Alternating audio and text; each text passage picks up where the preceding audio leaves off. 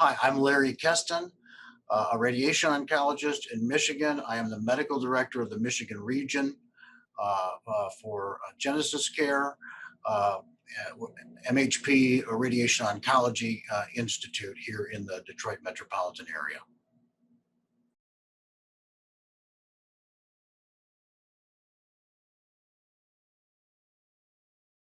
Now, when we're giving radiation treatment in this situation,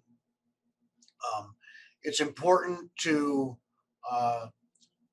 maximize our dose to the target and minimize the dose to critical structures. The primary critical structures that are of concern in this situation would be the lungs, the esophagus, and the heart, primarily. There are certain constraints that we routinely utilize to try to minimize side effects in each of those structures. For instance, a bilateral lung V20 of less than 35% is a reasonable target. A heart V50 less than 25% or V25 less than 50%. Those are nice numbers to generally look at for heart dose.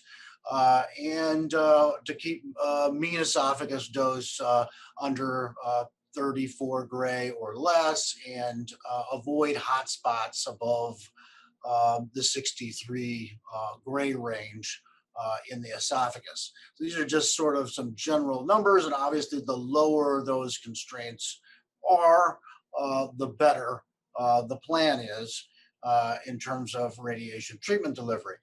Now, those objectives can be achieved through different ways, such as IMRT, intensity modulated radiation treatment, or VMAT, volumetric modulated arc therapy, or sometimes 3D conformal radiation treatment is sufficient to meet those objectives.